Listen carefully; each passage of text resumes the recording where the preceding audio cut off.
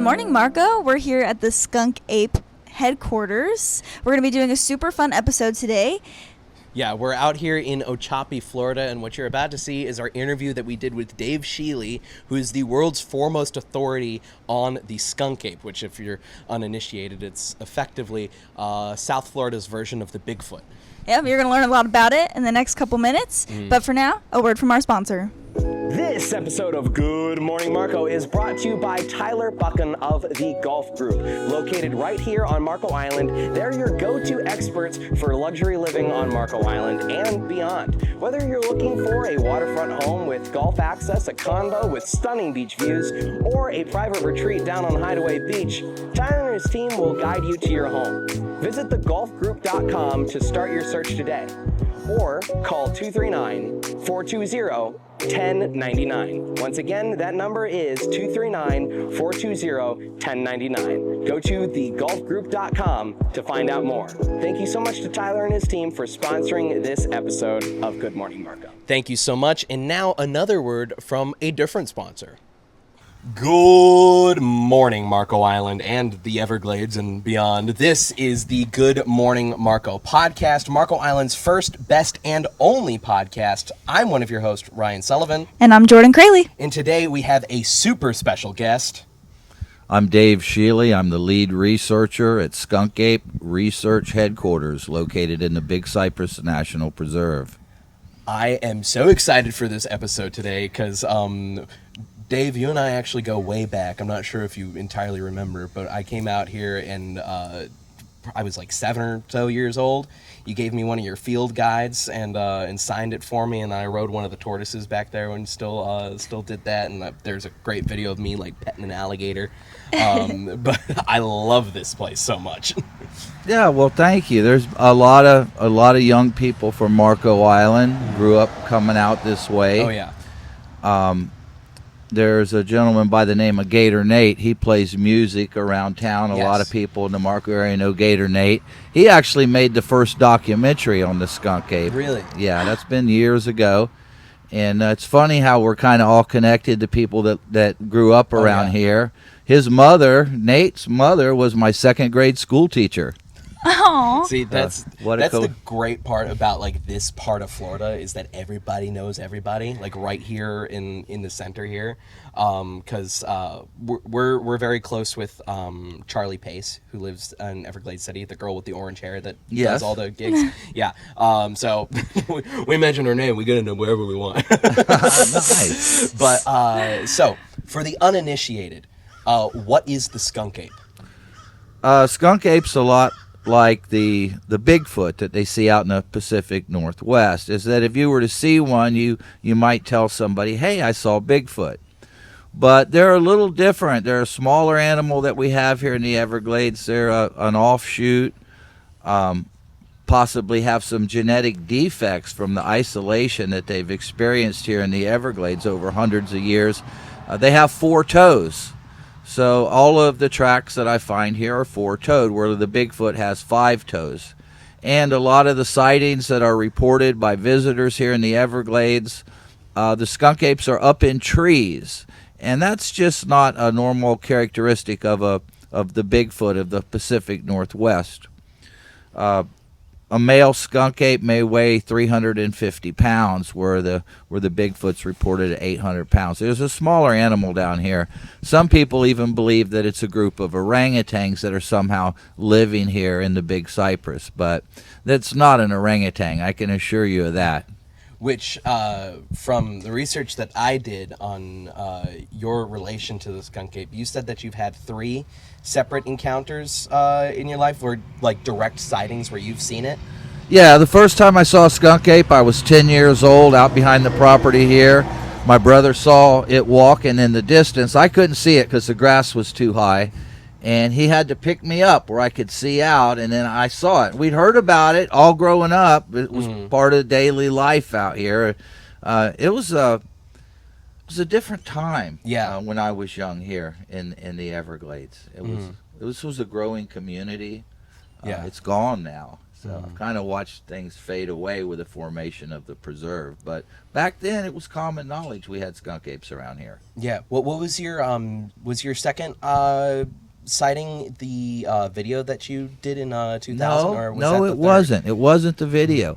My second sighting was in 1997, and that was shortly after hundreds of reports from tour buses, tour companies Yes. pick up people in Naples, Marco Island, bring them out here to the Everglades for the day, and there were complete full busloads of people that were seeing a skunk ape. And so I decided to go to the location where I saw it when I was young with my brother, and I set up a tripod stand out in the middle of the prairie.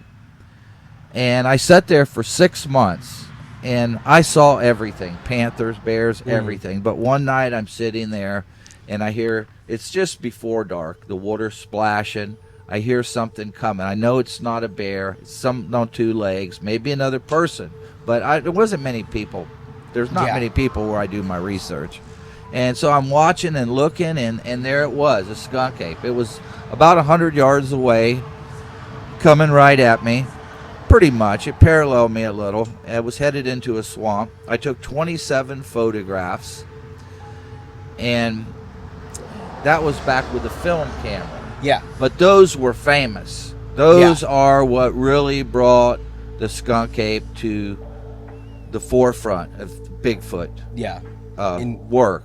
In fact, I actually last night I went onto the Cryptozoology subreddit and asked, it's like, hey, I'm interviewing Dave Shealy tomorrow, and people were asking, it's like, well, ask him about how he got those photographs, because people like know you in the community, so it's actually really cool. It's interesting. It's interesting how words spread so rapidly after the photographs. Yeah. But then it was in 2000 when I took the video. Yes. And the video, that was before AI. I mean, it is what it is when you watch the video. And that was an incredible piece of footage. And in my heart, I knew that finally I had gotten one on film. It was unquestionable.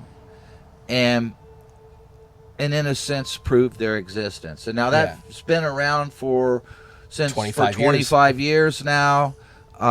There's been some scientific studies done on that location to see if it was a hoax, and every conclusion is there's no way that a person could have hoaxed that it is truly a wild animal. I think one of the watching the video, which I'll put the video over while I'm talking now, the way that it runs through the water, like a normal person they'd get their foot stuck way too easily, like running through the marshland there. It's like it's running through mud in a suit like that, like a big like ghillie suit, whatever it would have been. It just doesn't personally make any sense to me about how someone could have hoaxed it, because it's moving too fast for a person, in my opinion. This is a good point that you bring up, because when you watch the video, you really don't have an idea of what's going on below the grass. That was in July. We've pulled the records. They keep records of everything. Right now, the water tables are low, so we're about where it was in July of 20.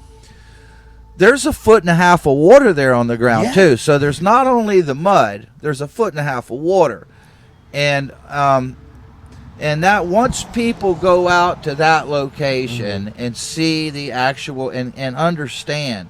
So if there's doubters out there that saying, well, no, that's just, I'm inviting everyone. It's been 25 years. So here on October the 4th, we're having the Florida Alligator Festival. But there's also going to be a huge camp out of skunk ape enthusiasts from all over the state and the country. And they're going to be able to walk out into Big Cypress National Preserve to the location where I took the video.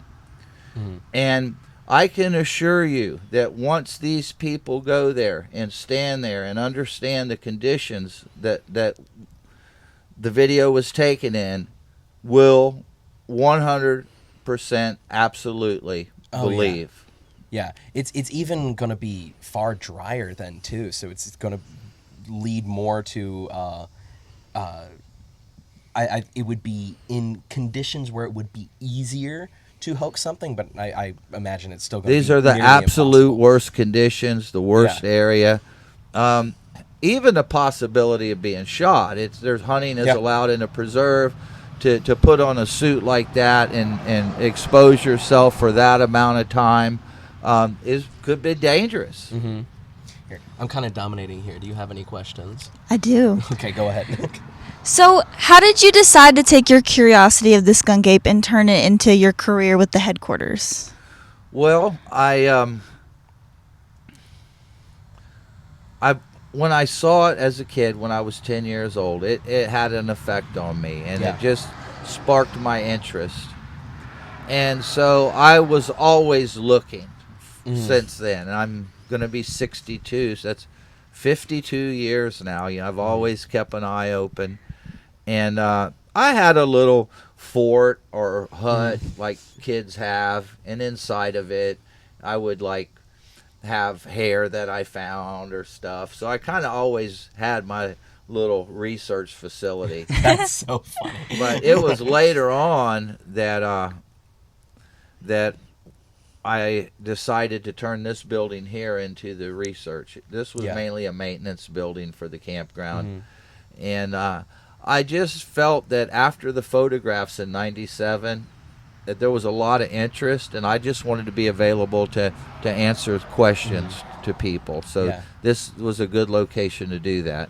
Yeah, I believe that my dad had his skunk ape sighting in '97 around the same time, because he just told the story on the podcast, and he lined it up with a bunch of tour buses were having sightings like around the same week. He was fishing out down the road a little bit. I don't know exactly where, but it was like 3 a.m, and he goes out there. He's with my mom. He's got his 44 on his side, and they're about to go fishing out in the swamp, and they hear all the gators barking, and then all of a sudden he just hears a loud with the wood knocking on wood, and all the gators go silent. And he's like, I don't know what the hell just made that noise, but I do not want to meet it. And they hightailed it out of there. He had no idea what it was, and he also said that it smelled like what was it? Like very sulfury out there as well, more than usual. And then he went home, didn't really think about it. It was like, that was weird. It's like, this was during the drug running days and everything, so it could have been anything. Could have been anything or anybody. Yeah, that and drug runners a Yeah. long time ago when I was researching, that was things you would run into. Go ahead.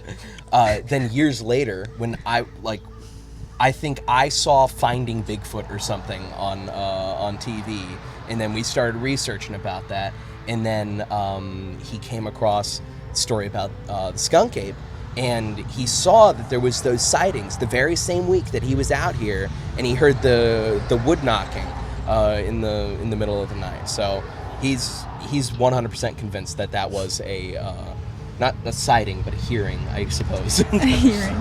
Yeah.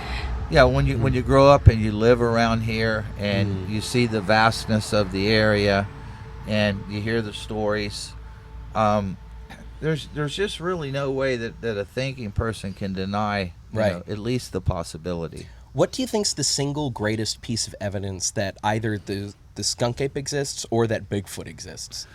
Well, that's a really good question. Up until now, I've always leaned toward my video. It's just so incredible that it would be hard to top that.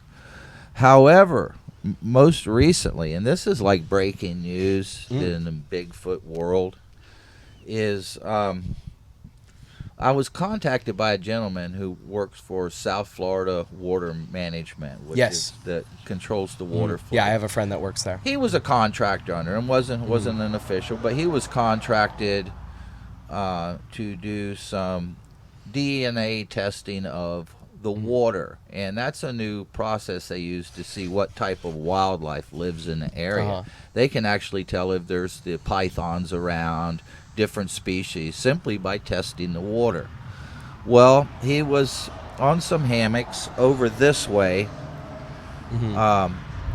And part of his grid he's taking these water samples. Well, this one big hammock he goes in, there's a lot of disturbance in it. And he's a Florida guy. Yeah. I'll say this, he is a certified gladesman through the Corps of Army Engineers. They Okay. certified him as being of the gladesman culture. So he knows what's up. And so he took these samples, and in these samples contained the DNA of prehistoric man. Now, Look so at that. I started looking into it. What is the difference between today's DNA and prehistoric man? And they're very similar, but there's differences as well. So he did water sampling in that area at 3 other hammocks, and it was picked up at all 3 of them heavily. And he sent all the information into South Florida Water Management District, and he never got a response or explanation on any of it. And Wow. they haven't. So I'm going to be looking into Yeah. that actual report, seeing if I can't get it through Freedom of Information. Yeah. And I would like to publish that, because that would be the DNA evidence that, because we've got such a vast history. Prehistoric man lived here Yeah. in Florida. Marco Island, there's like the key Marco Cat and all that. It can be dated back Yes, to and- more than 3,000 years ago. Yes, older than the pyramids of Egypt, the mounds around Marco. Some of them are older than the pyramids of Egypt. Wild to think about. And prehistoric man even predates that Yeah. particular time in history. We're talking about the mammoth, the second ice age, the mammoth hunters. They lived here in Florida. Yeah. They say they hunted the mammoth to extinction in off the coast of Florida. They were big grass plains, and they find their camp. So, so who knows what it is that I'm seeing? I don't believe it's orangutans, which Yeah. the Park Service tried to blow it off as that. They actually brought in orangutan researchers to try to track them down, but they never did really find anything. Well, where would they think it came from? I know there's a ton of different cryptids around the world that are just an orangutan in a place it shouldn't be.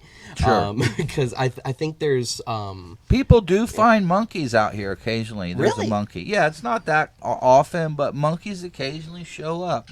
Not I feel like that's like pets that escaped. escape. Yeah. Or somebody let go. Yeah. The Monkeys are pretty mean. Really. yeah, that's why To have a monkey. I'm just imagining going I out used to have hunting some here. Really? Yeah. I'm imagining going out hunting here and then just coming face to face with a chimpanzee. Oh, Just they're that would dangerous. that would They're be strong. the worst possible nightmare scenario. Yeah. They're supposedly like 100 times stronger Yeah. than us. Yeah. They say a gorilla, but a chimpanzee would be. Well, too. a gorillas are actually really docile. Like they don't, unless they feel threatened, they're not going to attack anybody. But chimps, they will go unprovoked. One of the most terrifying creatures that there are. And then they'll eat you. Yeah, no, they'll eat your nose off. They're like that guy that was on bath salts out in Miami a few years ago. Yeah. They'll I just, remember that. That was terrible. oh, jeez. Speaking of that, on a serious note, a very Yeah. serious note, the one of my neighbors was eaten by, killed. I shouldn't say eat. He was Yeah. killed by a bear. Yeah, He was killed yeah. by a bear, and it's so sad. What do you think about the black bear hunt that was just approved by FWC? Now you're getting into political stuff. I- I'm not we allowed to can talk or we about it. don't My want agent to. says I can't talk about it. I I will- don't have an agent. I'm just kidding. Oh, we what do we I can think stay away about from it? it if we want to. I think that there's a lot of issues in the Everglades and stuff like that, and they all need common sense solutions. Yeah. And so I think that everybody just needs to use common sense. Yeah. And that's, I think it's going to work out. Yeah. As long as it'll all people are work out. smart about it, then we'll be okay. And the Can't always Everglades, expect people to be smart. Yeah, not always. Yeah. You can't. I mean, you got to go with your heart, you know, and my big beef about the bear hunt is this, is, you know, most of the time when you hunt something, you eat it. That's the way I was brought up. And bears are edible. So I think if you're going to get a permit to hunt a bear, that you need, you need to be man enough or woman enough to eat it. The whole you got to eat it. Yeah. As long as you eat it, okay, I'll, you know. Yeah. As long as you're not just doing it to just for the sake of. Just for That makes killing sense. something. Yeah. Yeah, I don't like that. That I don't makes for sense. anything. Mm-hmm. Yeah, even the pythons. Yeah. It's hard. It's hard on the python hunters to kill the snakes because they're so beautiful. Yeah. Yeah. We interviewed our local iguana hunter because Oh, we're yeah? starting to get an iguana problem on Marco, and what he does is he'll cook the eggs, and like they're like some of the best eggs ever because You it's ate like one? almost all yolk. We haven't had it. We should have John back on the podcast and do a cooking show. We should. That'd be fun. Cooking up I don't know the- if I could eat the one. I lizards. couldn't. A gator egg or a turtle egg. Oh, yeah. I don't know no, if I not could that. eat it. But iguana egg, I don't know. completely different. They come in like a sack. It's well. He went to what was it, UF or FGCU? FGCU. He went to FGCU and went to a like culinary class. Oh, yeah? Where they do like food from around the world because iguana is like a delicacy down in Central America. So I don't know. Anyway, I don't know if I want to eat one. yeah, that was a tangent and a half. If I was hungry and I needed it for food, I would have no qualms. I would feel blessed that Great Spirit had given me an iguana. Yeah. You know, but just to eat one, I don't know. Yeah, we'll avoid that. Yeah. And they were really rare at one time. You might see one on somebody's shoulder down in Key West or over on Fort But Myers now Beach. they're everywhere. Yeah, and more than just the iguana, there's other species of iguanas or lizards as well. I'm Yeah. sure you've seen, there's a couple the varieties. curly tails and stuff like that. Curly tails, the red-headed iguana. Yeah. They're pretty. Oh yeah. Okay. You got a question? Yeah, a couple questions back to the skunk ape. Oh, okay. In the last couple decades of your research, have you noticed any evolutionary features coming from the skunk ape? I guess. Evolutionary features. Well, evolution is something that we think of, or, at least in school I was taught, the definition of evolution. What is evolution? And maybe it was just me, but I was led to believe growing up that evolution was something that took place over a period of thousands and thousands of years. But what I've discovered is that evolution is happening now. Oh yeah. That evolution can happen rapidly, and so I do see them not so much physically evolving as their behaviors are changing. This whole four-toed thing with them. Yeah. Is that something that helps them in survival out here? They do climb a lot. Why would it be that they would evolve to have four toes? And so and there are reports of creatures with three toes. And so, maybe 10 years from now they'll develop a fifth toe. Yeah. I don't know. But I do know that evolution can happen. It can happen quick. I'm going to give you a good example of quick evolution. We have these invasive snails out here. They're really big. And they're supposedly lots of harm. I don't know. I haven't seen that part of it yet. But we had the snail kite that only ate snails. Okay, and it was having a hard time because the apple snail was disappearing. Now the snail kites are back strong because of these big snails. But what's unusual is the snail kite's bill is half an inch longer than it was 10 years ago. So Wow. the bill has continuously, rapidly grown in 10 years. Just like the finches with So- Darwin. so that they can get that snail out easier. So things do evolve quickly. Yeah, natural selection. Yeah. Yeah. Let's see. What's the most recent, I don't want to say verifiable, but the most recent skunk ape sighting that you know of? The most recent skunk ape sighting, and and I don't generally leave the Everglades. We get a lot of people seeing the last couple years a smaller animal. They're reporting it to the ranger station as a chimpanzee or maybe an orangutan on the loop road, which is here, it's the preserve. It's a scenic road. Yeah. And so there's too much of that to ignore. And by people who did not come here looking for Bigfoot, they were just on vacation. Yeah. And there's been a lot of that. But as far as going public, the biggest sighting has been in a wrap around Christmas, Florida, Central Florida.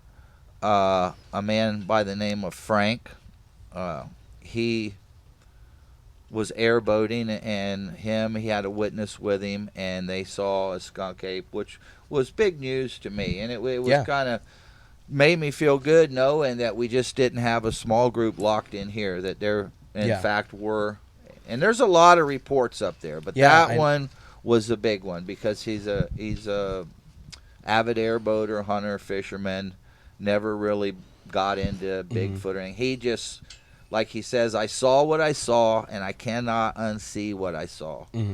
And it was a really interesting location. I've been there several times. It's only accessible by boat, but that's the most recent. Are you familiar with the Mayaca River photo? The it's you see like palmettos in the front, and it's like almost like glowing eyes. I figure. Okay. Yeah, I'm really familiar. Okay, with it I figured. because I was in Sarasota, which is near Mayaca, and I was doing a radio show, and I had been there a few days. And when I would go to town to do the radio show, they would put me up in a hotel, and every morning, mysterious people would put $500 under my door. It was kind of. So I was staying. People up there wanted me to stay. They loved this skunk ape that way. And so I sold one of my tracks on the air because I actually introduced Beyonce Knowles on stage. Her and her sister, they were little girls. Destiny's Child. Yeah. So I went from there. I ended up in St. Louis with a midget and this woman called Angie the Amazon. She was giant. She was beautiful, but she was over 7 feet tall. She was big, and so I had this midget, and we just went up there. This is the most wild story I've ever heard. I know. Keep going. Skunk ape hunting is really bright. But the police come to the station and bring that photo because they had just received it. And they said, we hear Dave's here. We were wanting him to take a look at this photo. Yeah. So it was the police department brought the photo and the letter over. I was one of the first people to see it. And they were really hounding me on the radio show, like, somebody's trying to steal your thunder, Dave. You know, there's always those people. And I looked at that photograph, and I said, I'm not the only person that's ever seen one or photographed it. And granted, the hair is a little longer than what I believe on the animal I saw. We are a little further to the north, you know. Mm-hmm. I said, I'm going to say it's a legit photograph. And so from that point on, that's when that photograph went out public. Yeah. But up until then, I was maybe the fifth person to see it. Yeah. I guess one of the officers listened to the radio show. So when it came in, he said, I'm going to run down there and see Dave. That is so funny. And ask him about it. What a perfect time and place. And that's going to be the reel where it's like, I was introducing Beyonce and Destiny's Child. There was a midget and an Amazonian woman, and then there was a photo of the skunk ape. What? Yeah. Wild. That was a wild trip. Yeah. What's been the most interesting interaction that you've had with someone like maybe coming down here to do a video or doing something like someone Oh, you want to hear it? Yeah, I do. I don't know how exciting it is, but it's true. Okay, so I get this reporter comes down. He says, Dave, I want to talk to you for a few days. I said, yeah, come on down. I was living on it. So he's staying with me, and his name was Grant Stinchfield. Okay. Grant Stinchfield. And so we do a couple days of filming, and we turn on the TV in the morning, and Robert Kennedy's plane had crashed off Martha's Vineyard. And so a little bit later on, he says to me, he says, Dave, I really got to go. I got something I got to take care of, unexpected. He said, but I'll be back. And I said, okay. So a day or two passes. They haven't found the Kennedys in the plane, and they say on the news the Kennedy family's getting ready to make a statement. So I'm watching TV, and they're shining from the helicopter, and they zoom down to the podium, and Grant Stinchfield walks up to it. So he was the spokesperson for the Kennedy family. So, but I've met a lot of. I've had Stephen Colbert here. Yeah. Tyra Banks, Kate Moss. Those were big models back in the day. Probably, yeah. That's where she was hiding out when she was. No, I don't want to say nothing. Okay. But sometimes we get that. We get celebrities that are like, we need a place to go, and they'll hide, hide out. Oh, that's so fun. Not, not from the law. Sometimes. Not for long, though. So kind of going back to the different places that the skunk ape might have been sighted at. You said earlier maybe more of like a smaller group. About how many would you think? How many? What is your skunk apes definition do of we a have smaller here in group? the Everglades? Yeah. And that's why I was glad to hear about sightings that I could confirm further up. We've only had between 7 and 9 skunk apes that inhabit the Everglades area, and it's a big area. It's a lot of state parks, preserves, refuges, but if you add it all up, it's over 3 million acres. It's a big area. So they're really spread out. People don't see them a lot. If you want to ask me a couple hard questions about, why no more evidence, feel free to do that. Yeah.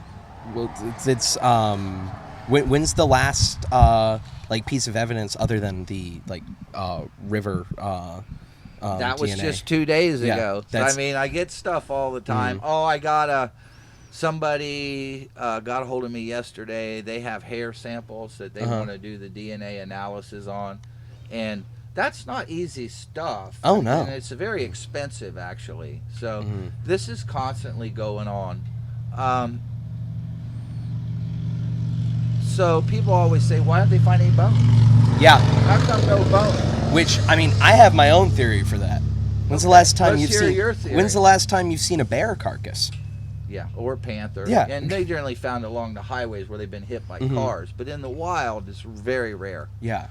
The number one leading cause of black bear death, natural leading cause, is falls from trees. Just so you know why Really? we're talking. They fall out of trees and they kill themselves by accident. Okay, so we're talking about the DNA. We're talking about the bones. Okay, why no bones? Yeah. Well, this recently occurred to me that, when we go overseas as an army, this country, or we're fighting, or any type of war, what is the number one priority? To win, obviously. Yeah. Well, so I'm going to say the number 2, don't leave anybody behind, not even a body. Yeah. You go in. It's just our human nature that we feel like that those people are sacred in a way to us because they were fighting for us, that we get them home. No man left so behind. What if a skunk ape or a wild animal was to develop that same type behavior? Which there is evidence of other animals having funerals and stuff like that. Elephants. They have a mourning never period forget, of several I don't days. think, either. Yeah, no, they don't. That's one of the most well-known things about the Is it elephant. that they don't forget? They're Elephants scared never of forget. mice Yeah. and they don't forget. Yeah, but sorry, go ahead. No, okay. So I'm just saying. That's that's one of the questions. Well, how come no bones? Well, it's the Everglades. You don't see a lot of bones. I found interesting things. That's another thing I want to mention right now, and I want to make it clear. If you're visiting the Everglades, it is illegal to pick up bones and stuff like that and bring them out of the woods. You'll be ticketed and fined. I did not know on that. what it is. If it's artifacts and stuff like that, there's probably jail time. Yeah.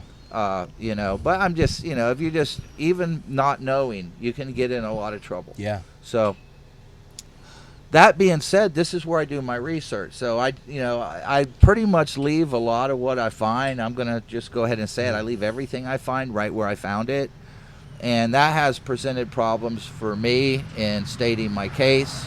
Yeah. Commercial filming, was very regulated until recently. Very recently, Yeah. there were regulations because they didn't want big companies here filming westerns and stuff. Yeah. And, leaving half of buildings and Yeah. the facade of a town. So they had real strict rules, and that also inhibited my ability to spread the word and get the funding that I needed to do the real research. So that was another element that made it hard on me. Yeah. Third element, I'm going to go ahead and say it, was since I was 10, there's been tons of regulations dumped on us. Tons. Yeah. Where I grew up, this was my backyard on my airboat, loving my life, living off the land. Had we lived a culture, all those rights have been taken from me. Yeah. So that also inhibits my ability to do the research. So there's a lot of reasons that there's not a lot more answers. Yeah. Just so you Wow. know. That's wild. Skunk ape hunting ain't easy, and it's Yeah. never been easy. Yeah. I'm sure it ain't cheap either. No, it's not cheap. No, I just remember I would just come out here with a pair of binoculars with my dad in the afternoon sometime, but That's so cool. Yeah.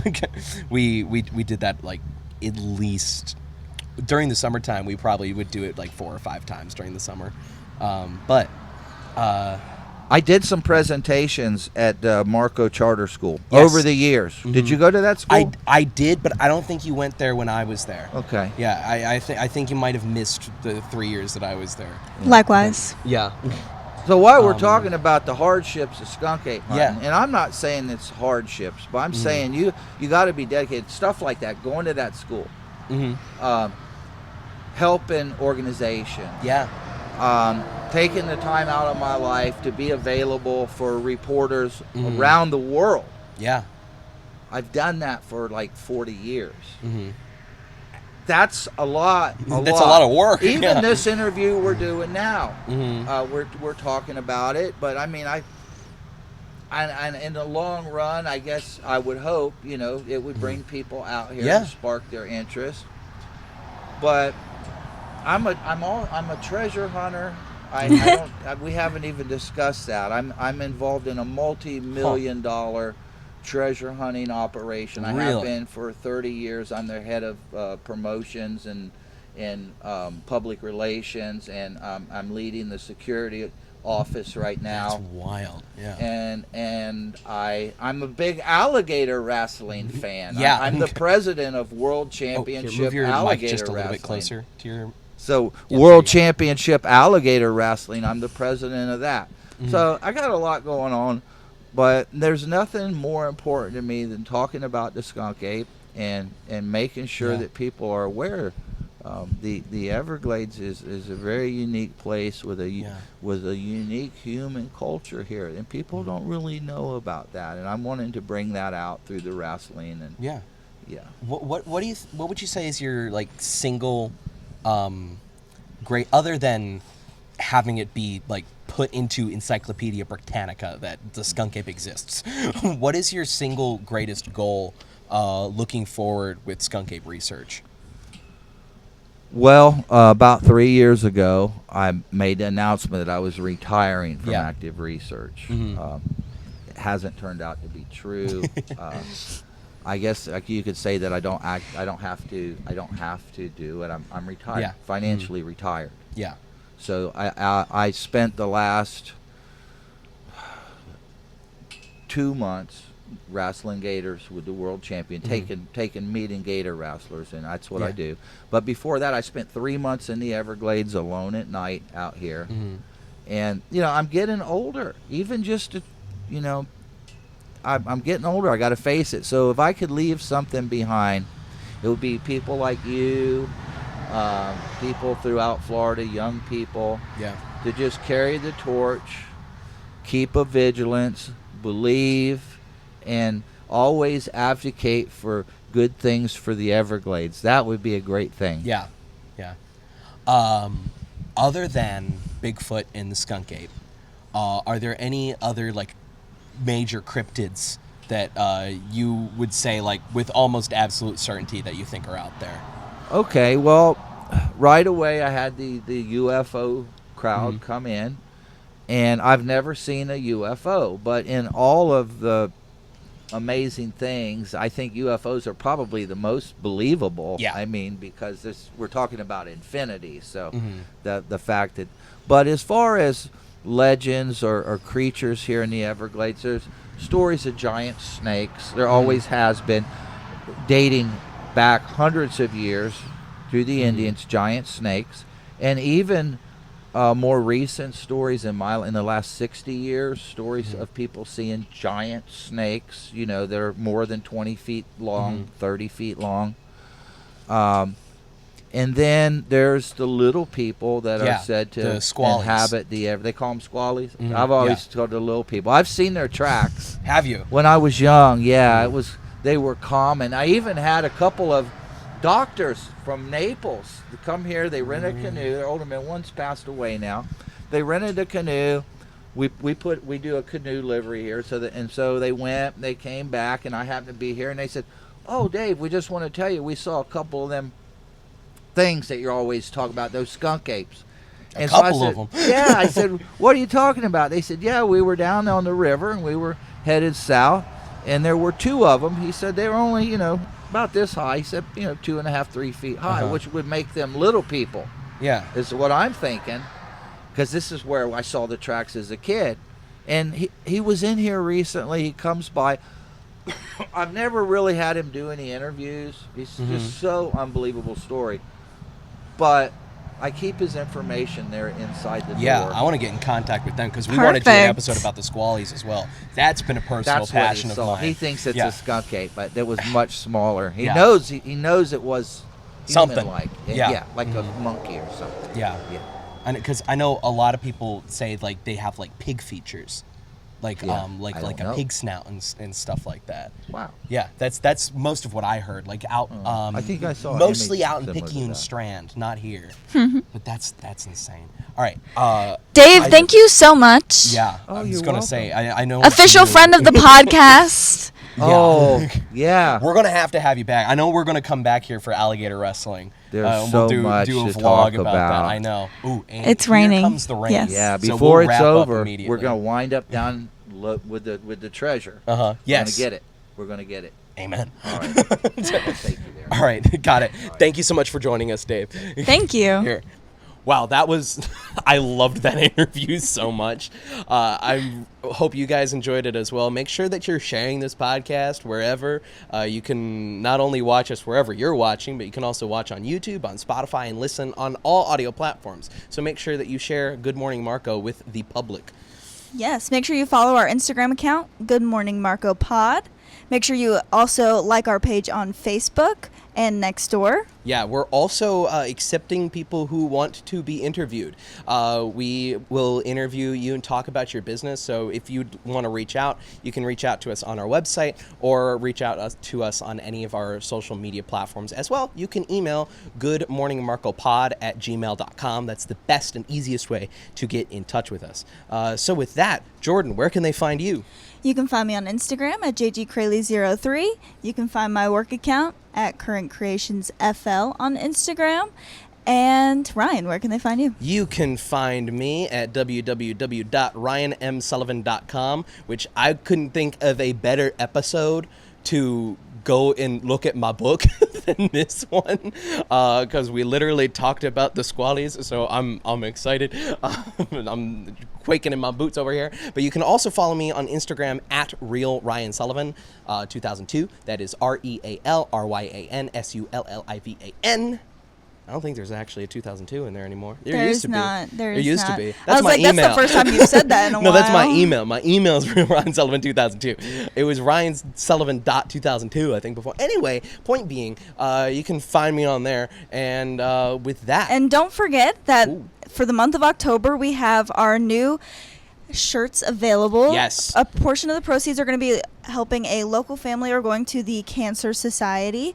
And if you're interested in volunteering for a coming up Relay for Life on the island, feel free to directly message me on Instagram or directly message us. Yes. We're looking for volunteers that are wanting to either overall help set up day of the event, or if you're really good at finance, marketing, whatever. There's a bunch of leadership roles waiting for Cool. you. Very cool. I'm very excited for that because we're actually able to use this platform to do something good.